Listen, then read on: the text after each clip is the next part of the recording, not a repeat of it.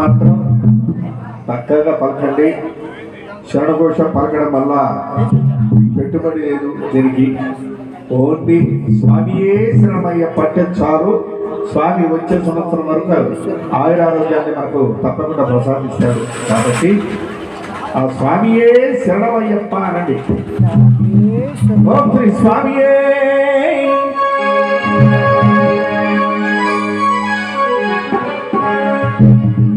ఎవరన్నా విన్నారా స్వాములు? శివురా మా అమ్మ స్వాములు గిన్నె ఉన్నారు. శరణమయ్యప్ప అనండి, ఏమి ఇబ్బంది లేదు, పెట్టుబడి లేదు దీనికి ఏమి. కాబట్టి కొంచెం స్వామియే అంటేనే శరణమయ్యప్ప అనండి. అదే అదే స్వామి అంటే ఎందుకంటే పాప వాళ్ళు మంచి మంచి సీరియల్లో వదిలేసి వచ్చిన కొంతమంది ఇబ్బంది పడుతున్నారు అవన్నీ. కానీ స్వామి దగ్గర అవన్నీ కాదు. స్వామిపై మీ మనసును ఉంచండి. ఆ పవిత్రమైనటువంటి ఆ స్వామి గీతాలాపం చేస్తూ చప్పట్లు కొడుతూ స్వామిలో ఐక్యం చేయండి.